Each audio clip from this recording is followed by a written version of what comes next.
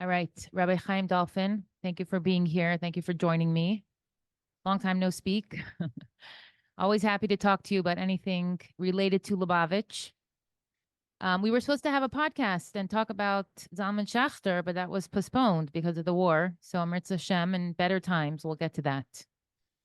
But the reason we're talking today is because we're, as Lubavitchers, there was an incident this weekend that took place in Crown Heights that troubles us, that troubled us. So we're going to talk about it today and see if we can get to the bottom of what actually happened, why it happened, and if there's something we should be concerned about.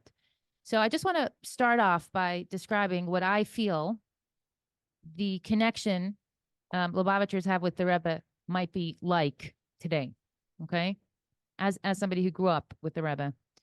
The Rebbe was one of the most charismatic and inspirational people most people had ever met. Anyone who ever met him said he was the most remarkable human being they'd ever known. The Rebbe was a leader for over 50 years. He had a close Hasidic relationship with millions of people around the world. He made everyone feel unique and that they had something to offer. And the Rebbe always accepted people for who they were as a Jew. He also taught a tremendous amount of Torah, enough that you could be learning 24/7 his teachings and you'd be busy for years. So anyone who's presently learning these teachings is deeply, intrinsically, emotionally, and spiritually connected to the Rebbe, as these Bachrim are. To the extent that he could appear in a dream, you seek advice from his letters before you make important decisions. You seek to share the Rebbe's light with the world. So just to begin this podcast episode, as a historian and prolific Lubavitch author, can you describe the Chassid-Rebbe relationship for my listeners who might not yet understand what kind of connection and, yes, faith Lubavitchers had with the Rebbe? Thank you. I'll share a story that hopefully will put things into perspective. So on one of these Sunday dollar lines that you alluded to earlier in the monologue, a person came to the Rebbe and said, Rebbe, aren't you tired standing on your feet for so many hours each Sunday, 3, 4, 5 hours, literally, I'm not exaggerating. And the Rebbe said, answer the person with a question.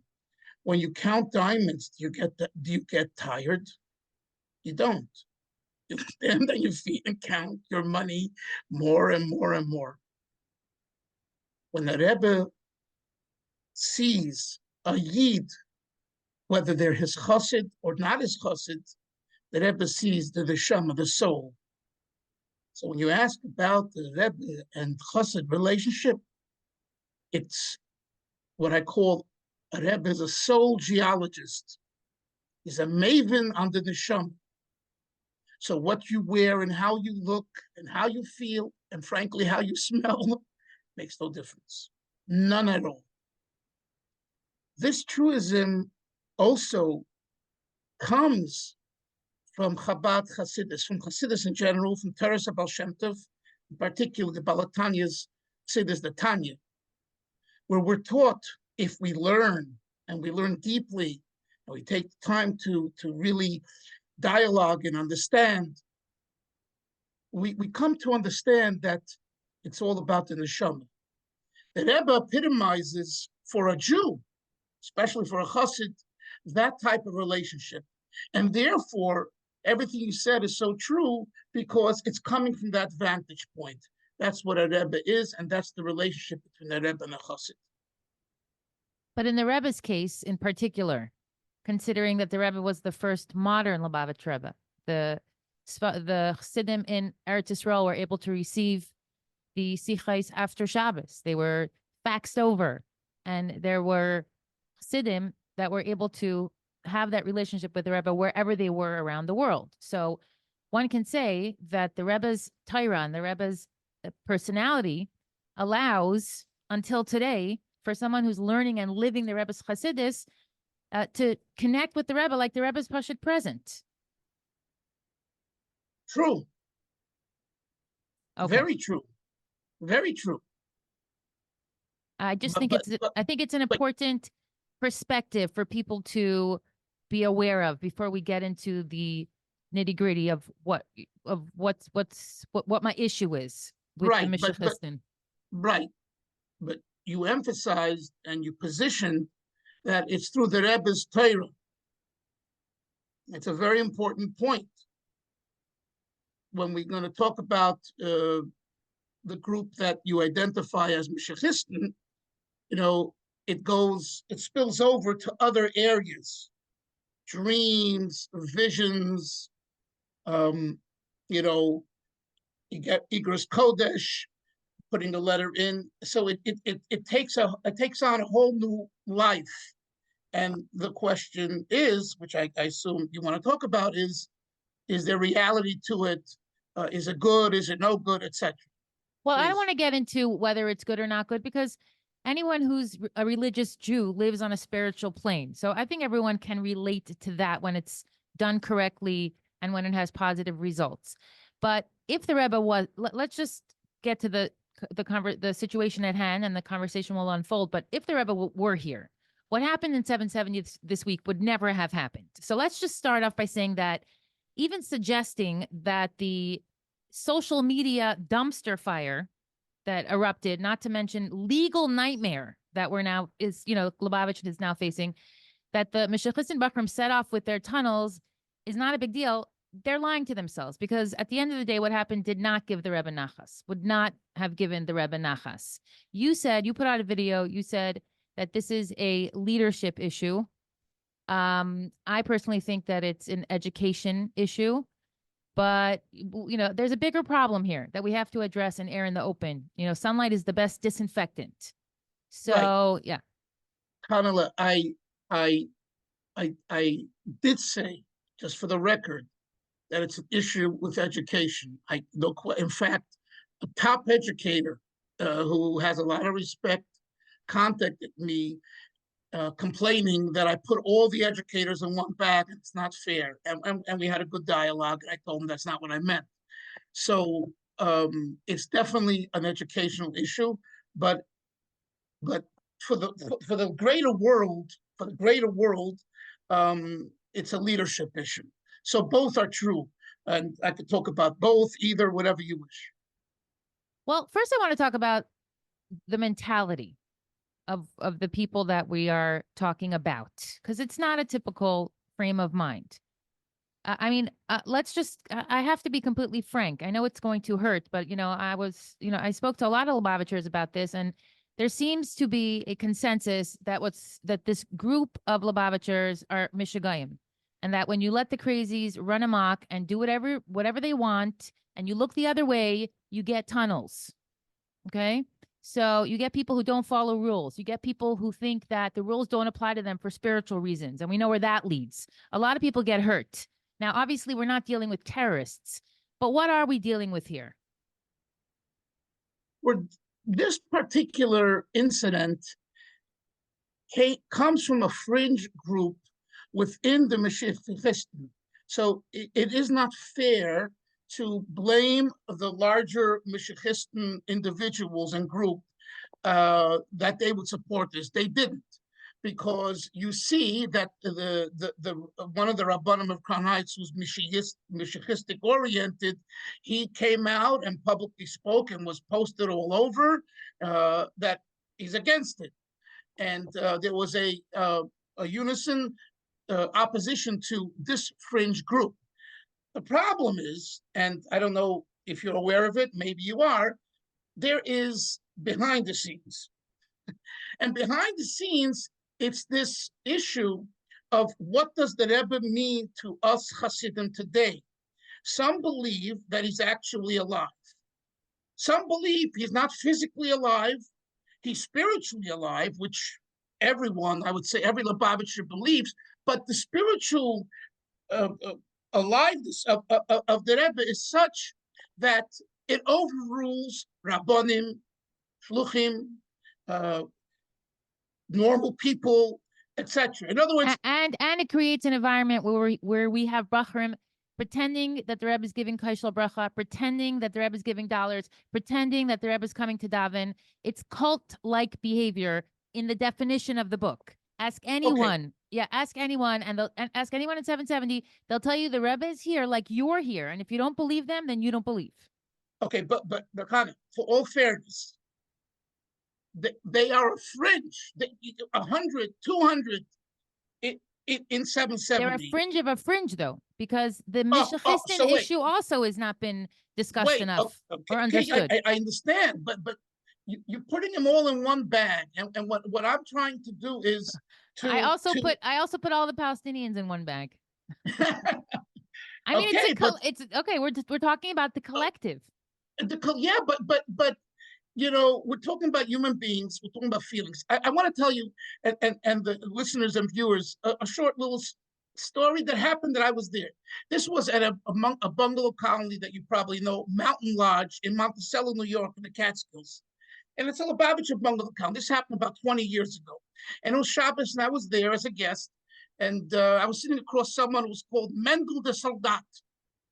Your father and grandfather probably knew this one. He fought in the Korean War, and the Rebbe called him Mendel, my soldier. That's from the Rebbe, Mendel the Soldat. And believe me, he was no masculine, no oivid, and he was a regular Jew who worked hard to make a living, but he had a heart of gold. Anyway, so this was the Kiddush, and he, from his Korean days in the Korean War, he was able to really drink a lot of mashke, a lot of alcohol. It was no big deal. I know some Lubavitchers like that. Maybe related to most of them, but okay. Okay. So he made Kiddush on a glass of vodka. But before he made Kiddush, he said, and I was sitting right next to him because he was older than me, but I was friends with him. And he said, and he stood up and he made with his fist. He had this big fist. This man was strong, was a fighter. And he said, but he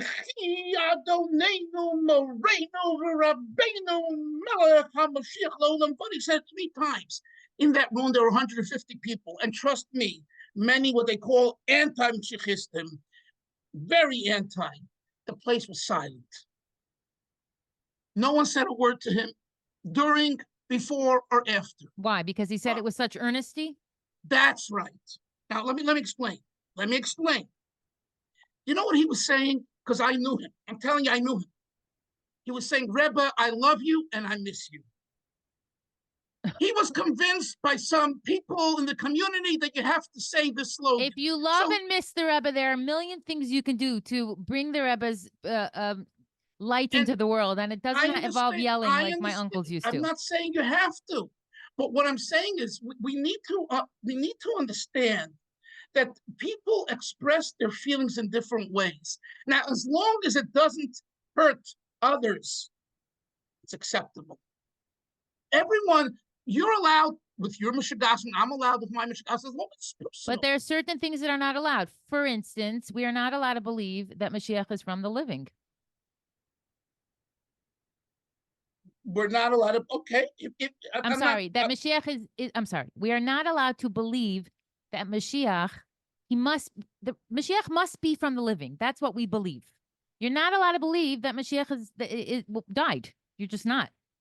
That's why we don't, that's our entire argument against Yashka. Right. And someone asked a similar question to one of my teachers, one of the great Chabad Hasidim, and he answered, according to the Rambam, you're right. But what about according to the Zohar? What about according to the Gemara Shabbos, which says Rebbe came and made Kiddush for his family and they were Yoitza? It's a Gemara. Black and white in Gemara Shabbos. See, we're going to start learning Pshat. It's not like this. It's not like that. Okay. All I'm saying is that I don't agree with this approach as well. But at the same time, if someone has a Mishigas, if it doesn't hurt anyone, no problem. When I came to Borough Park here 26, 27 years ago, one of the Polish the Rabbonim, one of the rebbe-hasidim, a Rav, came over to me and he said, I see this whole Mashiachist movement as it says in the Chuvos, in the Shalos Chuvos, the responsive Svarim, as Meshuga la'osa davar. There's such a concept. They're crazy for that particular thing. They're not crazy. But for this particular thing, they're obsessed and crazy. Okay, but you're saying that the concept that the idea that Lubavitchers believe that the Rebbe is Mashiach is a fringe group. However, as a student who was raised in Lubavitch educational institutions, We were taught to unquestionably believe that the Rebbe is Mashiach. That's just the fact. Not teaching that the Rebbe is not Mashiach is the equivalent of insisting that he is. That's the fact. So, and no Lubavitch institution teaches the Rebbe is not Mashiach. So this is not Fringe. This is Okay, Lubavitch. so now you're going to another point. At least the way I hear it or see it. When I was growing up, your father and I were in the same class, and in our period, we weren't taught this. This was maybe said feeling by a farbrengen when you had a little mashke, and but this wasn't our bread and butter. There's no question that every chassid felt that if the Torah says Mashiach is coming, there's no better candidate than our Rebbe. Right. It was appropriate. It was appropriate. Yeah, because the Rebbe was, and you're saying because the Rebbe was alive. Right. Now, are there sources otherwise? There are sources, but not halachic sources. Is it Avodah Zarah? I asked a Rav, was not a Mashiachist, was anti-Mashiachist, a Lubavitcher, years ago, a senior Rav, trust me, and he told me it's not Avodah Zarah. I asked him clearly, is it Avodah Zarah?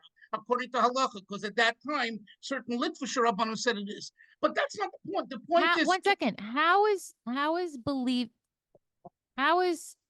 believing that the Rebbe is alive and present not cross the line of believing in fake and false gods? Because it's not a halachic belief. It's an emotional belief. That's why I told you the story of Mendel Soldat. What's the difference whether you say Yehi or you say... It's like a kid who thinks their father's a hero, and you can't, and that's just built into their DNA. However, okay. But Hannah, I'm not suggesting that this be taught in the schools, and that's another discussion. Maybe we'll get to it. Right, because you don't teach in school that every kid's father is a hero. I mean, at the end of the day, exactly, it has to be fair and balanced. Yeah. This you should know this whole issue of hero worship. In my days, I'm telling you, it wasn't part of our culture and our training. Making in your days, you're younger. It changed, but in my days, learning, like you said, learning nigla. We used to learn nigla till 1, 2 in the morning. Gemara, Mefarshim, Siddur, Farbrengen. So this idea of education, and I must say that it seems to be that in Eretz Yisrael, what's happening in Eretz Yisrael, because I met once on a plane a group of boys from one of the Chabad Mesiftas, either Mesiftas, even elementary, and I asked them if they're going to the Ohel, and they said, "What's that?" I couldn't believe it. I just couldn't believe it. This is were they being sarcastic or cynical, or they like? Cheeky? I don't know. To me, it seemed like they were being real. So, just for people listening, Lubavitchers go to the Ohel, they consult with the Rebbe, they daven, and they ask that the Rebbe speak or appeal to the Eibishter on their behalf. Just like the Rebbe used to do for the Frierdiker Rebbe. There's nobody who goes to daven to the Rebbe. You daven. Right, you daven to God. Close to the Rebbe. You daven to Hashem. You read the Tehillim and you ask, and people are there davening 24/7. Now, absolutely. You're saying that there are people who won't step foot in there because in their reality, the Rebbe is not there. Never was there. There is a fringe group. But what I'm seeing is that some of the institutions in Eretz Yisrael, the educators are teaching the children that the Rebbe is not there, and they don't need to go to the oil and all of that, and that has to be eradicated because that is false. In fact, I mean that is false. I was talking to my But why are people teaching that? Who is teaching that? Lubavitcher Hasidim who wear kapotas and full beards and celebrate the Yutas Kislev based on what do they believe that the Rebbe didn't physically leave the world? Oh, based on they have proof from the Sikhs, the Rebbe spoke this way about the previous Rebbe. And for example, when in the early 1950s, someone said or wrote to the Rebbe about the previous Rebbe, Zatzal, who passed away, the Rebbe said, "Why are you sending him away?" Such statements, you know. Can you And describe, can you describe, because you're one generation older than I am, can you describe the Mashiach frenzy that transpired within Lubavitch in the last years of the Rebbe's life? I well, that remember it was as a child, but yeah, that was describe the absolute. feeling. Where Yeah, where was this yeah, cultivated? yeah. That's from when the Rebbe became ill with the first stroke in 1992 till his passing in 1994.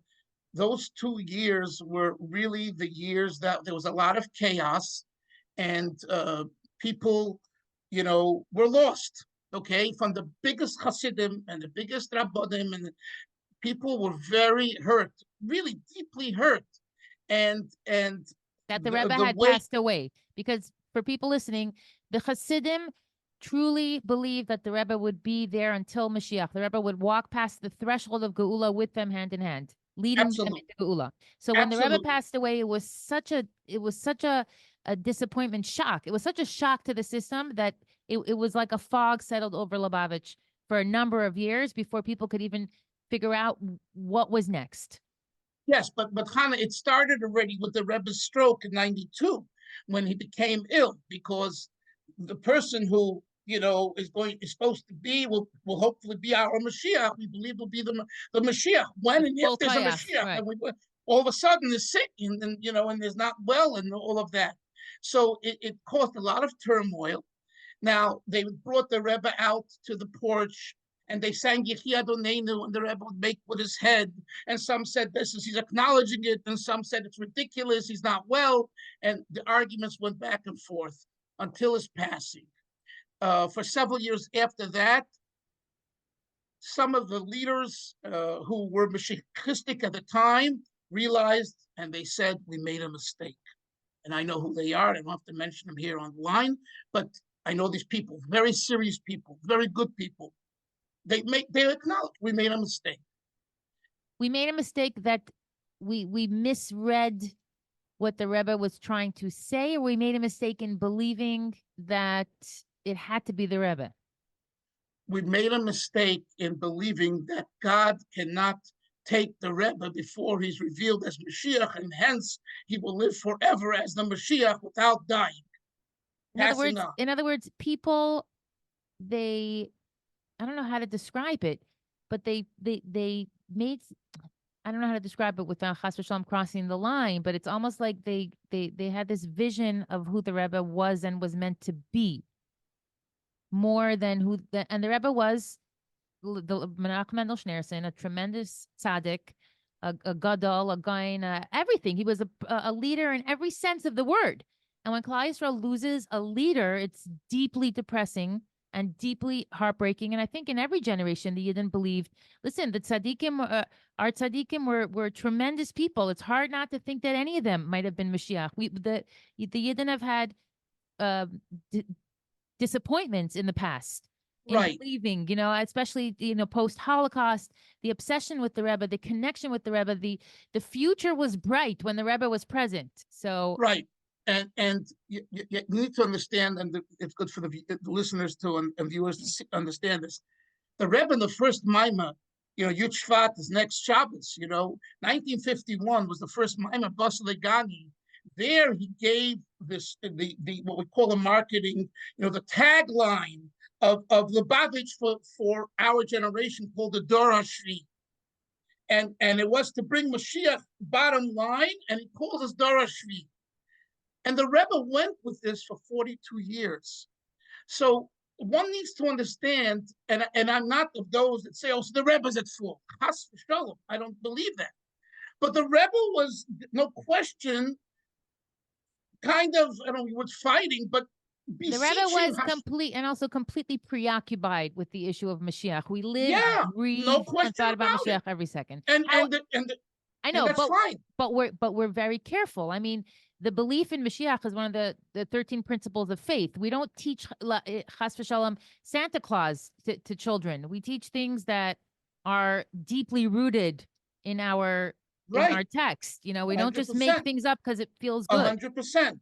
And look, the Rebbe himself, who, although he spoke about the previous Rebbe as though the previous Rebbe is here, he said Kaddish, he kept the yahrzeit, he lit candles, he went to the senior Shvat and many other times. That's and appropriate. And he was brokenhearted that he didn't have his father-in-law, the Nasi, the Rebbe, with him. At the same time, he had this wishful animation, and sometimes it expressed itself through verbiage, through words, that Mashiach is coming right by Mincha. The Rebbe, the Nasi, the Rebbe, the Nasi. If you understand Jewish history and Jewish literature, we find that in many different svarim, hakadoshim, who have nothing to do with Chabad, Lubavitch.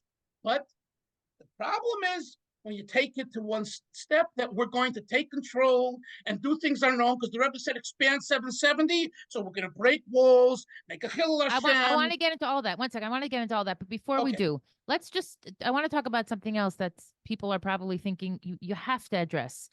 The concept of the Mishachis concept of that being one of the main the word is escaping me, but the main principles of the Rebbe's Hasidus, the concept of Mashiach, that is not so compatible with the other main principle, or the other main Rebbe, the Rebbe's second cause, which was shluchim and shlichus. So, I've heard so many shluchim say that the Mashiach flag, the fanaticism, the look, the sound, it doesn't work. It doesn't bring people close. It's too extreme, and that they're not ready to present it. I've been by Chabad houses all over the world where they've asked me not to say anything that would, like, not to sing Chaim Fogelman's song, that he would not give us false hopes, he would not tell us lies, because they don't need that relationship to become closer to Yiddishkeit. So that also created this massive schism between, I think, Lubavitch, that led to us having the situation today where we're not really united as a community on this issue. And so what is your question? There's no question, really. I just want to bring that up because we're talking about the personal relationship between the Rebbe and the Chassidim, but we're also talking about Lubavitch as a network, as a community, as a big movement, that's not so pashut. Okay, but from what you said, it opens up the issue that the other side, what they call the anti-Mashiachistim, are also wrong. Why? In my humble opinion, what the Rebbe did make his lifelong goal, bring your Mashiach, and you come as a singer and you want to sing a song from someone that involves Mashiach, and they say no, they don't need that. Frankly, that's just as much missing independence. The point? What? Missing the point. Missing the point. Missing the point. In other words, you're smarter than the Rebbe. Now, I understand every shliach knows his place, but at the same time, trust me, and you know this from the inside, there is this issue that, oh, the Rebbe, wanted this, but it didn't happen. It happened to me, Yehudi, who is a Jew. I mean, I don't know if you were born then, but I lived through it. And the Rebbe was mamish. You couldn't imagine every Farbrengen, years. The Rebbe was concerned that Israel was going to put into a law into effect that would allow people who are not formally halachically Jewish, to be a Jew, considered Jews in Israel. That's called the Who is a Jew Amendment. And then when it didn't pass, there were shluchim, and there were people of leadership, and others said, listen, the Rebbe tried, we tried, it didn't work, take it off the table, because we have so much intermarriage and assimilation, and therefore it's going to only hurt our people coming into a Chabad house or to a shul or a neighborhood and all that, and leadership of Reform and Conservative won't support us and won't back us because we are invalidating their converts and all of that, and I remember it wasn't what the Rebbe said. It wasn't what the Rebbe said. Now, understandably, there are leaders, there are rabbis, there are people who present it. But Rabbi Reichik, Shalom, who we can all talk about, was a very saintly person. He stormed, with it, and for years. I mean, the only time I saw him get like excited and animated is when he spoke about me, Yehudi, and how terrible it is, right? So that's a truism. But then, so this group that tries to put Mashiach, that was my example, who is a Jew, the group that puts Mashiach under the rug, let's forget about it and let's make believe it never existed. And this is not Lubavitch, and also not on the same page as the Lubavitcher Rebbe. Okay, one second. There's two different songs that I'm talking about. I'm talking about, because I was just thinking when I was in Florida now singing for Chabad houses, everybody was having Mashiach vibes because of the war. People are talking about Mashiach. The Chayalim are talking about Mashiach. Mashiach is in the air. Mashiach has been in the air. When I was a kid, Mashiach was almost a dirty word. So, we've come a long way. I say there's two types of songs that I could sing at a kumsitz. I could sing Oy Rebbe, and with the Tehillim and all those English camp songs and Chaim Fogelman songs, or I could sing The Little Bird is Calling or Ani Mamin.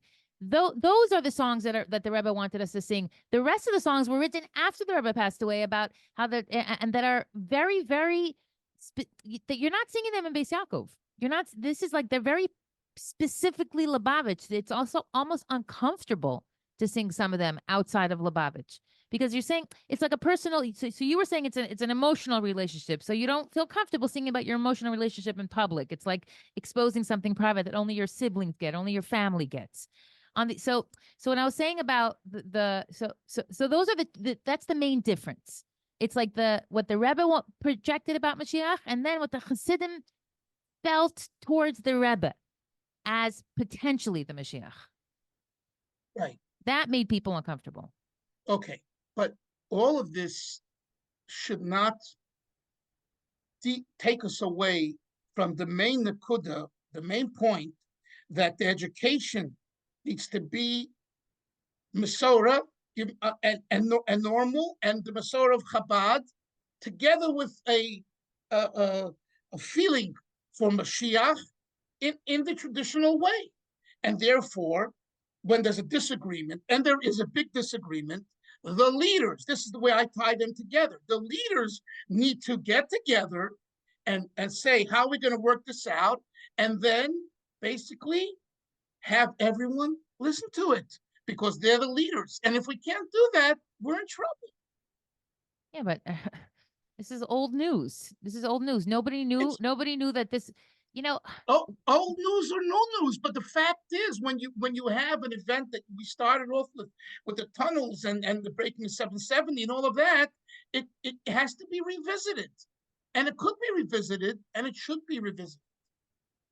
My concern here is that, I see these Bahrim, and they could be my sons in a couple of years, and I think, would I want my son to engage in that frame of mind, and that I don't like the word ideology. Would I want my son to be a Mashiachist? Straight up. I don't know. And if it's not good enough for my kid, why should it be appropriate for anyone else's kid? Is it time for more than, forget about just the lack of cohesiveness amongst the leadership in Lubavitch, but isn't it maybe time to discuss the actual fundamental chinuch here? Why there are children who believe fanatical things that lead them to do mashugana things like build tunnels. Like, these kids are super motivated. They're losing sleep. These kids will sleep on mattresses for a month in the cold if it means being next to the, where the Rebbe once sat. It's fanaticism. Right. Okay. But Hannah, you didn't say in your short monologue just now, you didn't say, I'm definitely against my kids being a Mashiachist. You said, I don't know. Why did you say I don't know? I didn't say I don't know. I said I wouldn't want my kid to be a Mashiachist. Oh, you took a definitive statement. Yeah, I would be. I'll tell you. Well, 1 second. Let's back up. If I had to choose if my kid would be chas v'shalom secular or a Mashiachist, I got to say it's a tough call, because to me, both of them are not going to end well. It doesn't end well when people invest their energies in things that don't produce positive results. And if this Mashiachist community has created strife in Lubavitch for all these years. There's something fundamentally wrong with what they're learning or what they're being taught that we need to fix, or make very clear we, as the general Lubavitch public, find unacceptable, and that we want nothing to do with it for some reason. Okay, and there's shluchim who won't bring their kehila to 770. They're embarrassed that these schlumpers with mishachistin pins singing yechi 6 times a day throughout every single davening. The behavior is radical and inappropriate for a public shul that, by the way, used to be Lubavitch's, the Crown Heights shul. The Crown Heights, they gave up a long time ago. They don't even step foot in there. Right. I'll tell you, I don't know. I'm more concerned about the education that's being taught by educators in the elementary and Mesivta schools, particularly in Eretz Yisrael, in America as well, but not as much in Eretz Yisrael, and that has to change. And therefore, someone who hires these teachers, if it's a principal who's oriented that way, the board should not hire him. Or they should, or whoever's allowing them to come to 770 and arranging for visas should let them know that they're going to be deported if they display any Michigan behavior that's associated with fanaticism. Okay, so there you're touching upon the leadership, because we have a disagreement in the leadership about that point. And I know the people, and I'm not going to tell you who they are, but I know exactly what they think. Okay, and that's the problem. I know, but I know. 1 second. Are you suggesting that this is a financial disagreement, perhaps? It's not financial, but they need bodies. We need bodies in 770 and Crown Heights. We need people to go on the Mitzrayim Friday. We need people to make a storm. We need noise. Imagine you're saying right. The Mishachistin keep the Lubavitch alive in 770. They're the fire. They're the no question about it. I don't know. That's like rent a crowd. It's like rent the crowd. Like if the Lubavitchers in Crown Heights can't manifest the Rebbe's, the feeling of Lubavitch and Crown Heights, we're going to outsource it from the Tzvasniks, the Tzvatis. Listen. And for the record, I know that Lubavitch, the Crown Heights are specifically excel at Achnasas Archim, but the amount of aggravation that Crown Heightsers have experienced because of the hefkerness, the complete lawlessness. Yeah, it's the wild, wild west. The stories, maybe it got better within the years, but the stories I have heard over the years. I remember living in Crown Heights, and Israeli girls would come knocking on my door to take a shower, and I'd be like, "Where are you staying?" On a mattress in 770. How is that ever appropriate? Why? Again, this is maybe for Israelis, but why are you teaching your children that you need to be in Crown Heights on a mattress for Yom Tif, pushing the locals out of the way so you could be closer to I don't even know what? And who does that serve? Again, it's fanaticism and feelings. They feel standing closer, they have more of the Rebbe. That's their feeling. Facts don't care about your feelings. How can you legislate feelings? Facts don't care about your feelings. Yeah, well, the point is, this is, you say, what's new? What's new is that it's a wake-up call. Guys, get your act together, start working together, make decisions, and, start teaching children normal You're in charge. You get a bunch of Mishachistin kids in your class. You're in charge, Rabbi Dolphin. You are the teacher. You're going to teach these kids Chassidus. What's the first thing you teach them about what the Lubavitcher Rebbe should represent in their lives? It should be that there's a God on the world and there's Torah mitzvahs, and that's the bottom line. And a Rebbe Tzaddik is the instrument that helps us find within ourselves the derech, the way to HaKadosh Baruch Hu. But it must be predicated on the foundations of Torah mitzvahs, and we must study Torah, know Torah well, and spend most of our day doing that. Children, everyone in their way. And then as you get older, you get out on a Friday afternoon, you go out, put on tefillin with people, etc., etc. Some will say I'm old-fashioned. That's the way I grew up. And that's what gives the rebbe-hasid shenachas, and that's what brings Mashiach. And that's what will make the Rebbe happy, because the Rebbe wanted Mashiach. Yes, yes. Now, should 770 be expanded? Did ever wanted it expanded? So again, leaders get together and work out a way how to, expand 770, but not through people taking things into their own hand. Just to It's be not. clear, because you live in Crown Heights, what exactly happened? They built themselves because for spiritual reasons, because they had no space, because they were bored. What they build a tunnel for? No. I think what they say is it started during COVID, where the shul was closed, and they wanted to be the futza, the Fringe Bacher and Fringe group. They wanted to be in 770 to learn and daven, whatever and they weren't allowed in. So they on the corner of Kingston and Union is a mikveh, men's mikveh. It's called Zalman Garari's mikveh. He owns that property, and after he passed on, it became dilapidated and closed. But meanwhile, it's there. They broke in there, and they broke a wall between the mikveh and the women's section. Above is the women's section. So they were technically in the building of 788, not 770, 788, I believe. And that was become part of 770 because the big shul downstairs extends all the way. So they were technically under there. That was, I think, the first phase. Then came the second phase where, hey, we need to do more expansion because the Rebbe called for expansion and the leaders aren't doing it. And then there was one gentleman, Jacobson, a shliach somewhere, who wanted to get involved, and he tried and he was not allowed to. So they said, okay, the administration is not cooperating. We have to take things in our hands. And they then, expanded more. And finally, people heard noises in the last month or so. And they found out that they made themselves a tunnel. They call it a tunnel. Right. So they brought cement fillers to repair 770, which, so that by the happened way, this week. Okay, so 770, for those who don't even know what the building is, it's a historic building in Crown Heights. It's a multi-million-dollar synagogue that is one of the most recognized synagogues on the planet. And the Rebbe spent the most of his time in 770. So Lubavitchers are very connected to that building. At the same time, the Rebbe didn't have children. It doesn't belong to one specific person. It belongs to the Kehila, in a sense. Also, Lubavitch, what that actually means, that's also tricky if you want to talk about that for a minute. But they apparently needed to repair this, and then the police were called. And that's when things got out of hand. Well, what happened is when the trucks came, the fringe Messianic group of these Bacharim, they pulled out the cords and they made a balagan. And they sprayed pepper spray at one of the cops. They didn't let the cement workers do their work to repair the opening.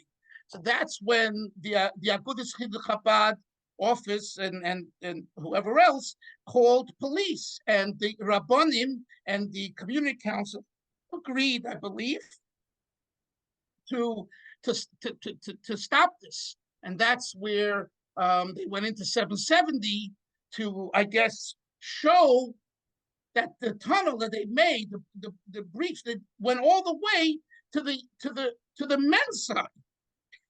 And you could see on the videos, police taking them out. They said they had a bench over. They were sitting. One guy was drinking. I don't understand.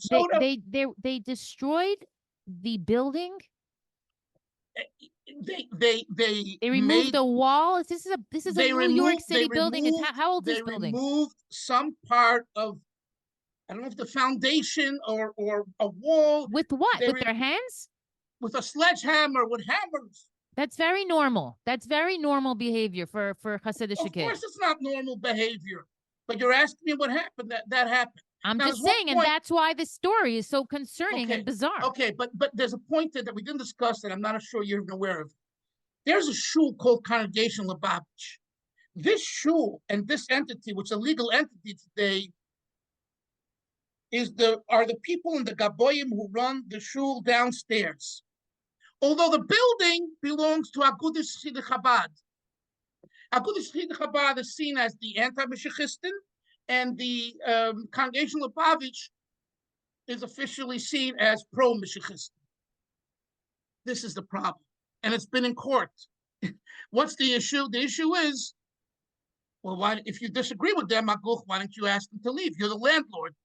Well, the court has said, it hasn't made a final decision, it's still in court, that you've let them be here all these years. Oh, so all of a sudden you're waking up 30, 40 years later They're saying, out we squatters. go. They're squatters. It's a serious issue, a serious legal issue, and there's something to be said. In other words, you want a shul here, but you want it the way you want it. So this is the issue. You see, the issue is, do we want a shul here? And if we want a shul here, then why all of a sudden you're telling them how to run the shul? They want to have a sign, Yehi Adonai. That's what they want. They're not telling you have to daven here, but you say, no, we don't want a sign here. So then why don't you close up the shul? Why do you allow the shul to exist? And this is the issue. So all of this is part of what you're hearing and seeing. It's unfortunate. It's unfortunate. I will say, though, in Lubavitch's defense, usually the press is sterling, and Lubavitch has always been at the forefront of making a kiddush Hashem and doing the right thing. That's our legacy. That's our thing. So this is very deeply disturbing, disappointing, frustrating for Lubavitchers. Nobody's taking any pleasure in this whatsoever.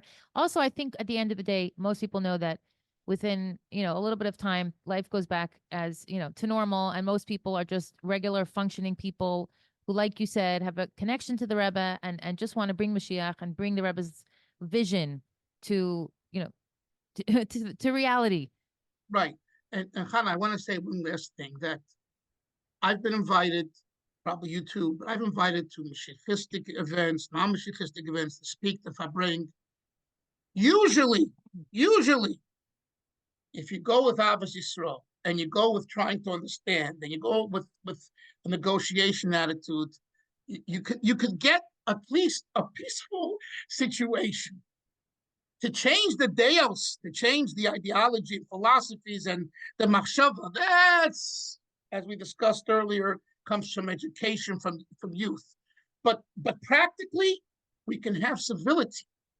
And at least what should come out, I feel, is to have civility. And I think what you're saying is derech eretz kadmon l'Torah. That's right. That's right. And the we need to convey that, and then we could. And I'm telling you, I've been with massive Mashiachistas, and we can hug each other, and we can bring together, and we can say we disagree, and we like each other, and life goes on. So if we could just somehow get the leaders to do this, Someone said after Gimel Tammuz, the biggest mistake was that the leaders went to daven in the Rebbe's room and they didn't daven downstairs with everyone. There's a point to it. There's a point to that point. When you separate yourself from people, that's where everyone gets agitated. And my shit is the right way, and there's machlekes, divisiveness, and fights. If you stick together, that famous story in Slonim that the Moshe Rubin of Slonim would say, your family's from Montreal. So that Moshe Rubin would say that in Slonim, the mayor came to maybe give some money and to the shul, and he's walking and he hears noises. And the Litvishim, Mastagdasha Rav of the city, says, our big shul is here. So he says, but where are these noises coming from? He says, look at the top of the mountain over there. You see over there, there's like a bati office, old age home. The people are disturbed, they're loud, not well, making noises. Lo and behold, as they're walking further, he finds out that it was the Lubavitcher Stiebel. And Chassidim were fabringing, and saying l'chaim, and dancing, and singing, and making the noise, fabringing. So he said, Mishagoyim, a bunch of Mishagoyim. Later, Moshe said that they said, Mishagoyim seien mir, aber zusammen seien wir. We might be nuts and crazy, but we're together. Together, okay. Yeah. There's a lot of nuts in our bowls. I gotta say, every day a different story. We're a unique bunch, I gotta say. But overall, we're doing a pretty good job at representing. So hopefully this will just be a little bump in the road, and we'll be able to. And we need this unity now with Eretz Yisrael. We need to be united. Right. It's That's what we not need the to. time. Right. Not the time to point out our differences. Yeah, yeah. All right, Rabbi Dolphin, thank you very much. I'm going to put a link in my show notes so people can subscribe to your YouTube channel. They can order books. You're a prolific author. I have a number of your books. I always enjoy them and highly recommend them. So you can Thank get you. those books on Rabbi Dolphin's website. And if there's anything else you want to share where people can reach you or what you... Will they be able to have hit a link to see the actual a clip I made yesterday that has over 10 went viral? Or not? I'm gonna do my best to make that happen for you on YouTube. All If right. you can. All right. I just want to thank you for the opportunity, and Sure. I feel that both of us are trying to bring people together, not to hurt anyone. The fact that we spoke about some very, very sensitive issues, hurtful issues, it's true, because otherwise it's meaningless. It's all just fantasy. But the mechuvan, the point is, 100% l'shem shemayim on my part, and yeah, I know on yours. and to bring people together. And we should talk to Mashiach Tzidkenu and the Rebbe, together with all other tzaddikim and gedolim and good people. Melech Everyone should HaMashiach. come back. Yeah, Melech HaMashiach I should always come say back. everyone's looking for a military solution. I'm looking for Mashiach. Mashiach's going to come. He's going to ride on that horse. He can take care of business. I don't have to ask any questions. It's going to be get done right. It's all going to be good. You know, people ask me, so do you believe the Rebbe's Mashiach? So I say like this. This is my answer. My answer is, I don't know who Mashiach is, but I know one thing. If Mashiach will be as good as my Rebbe was, I know he'll be a good Mashiach. Oh, geschmack. Geschmack. All right. So, Zag. Yeah, Zag is a thank you. Bye-bye.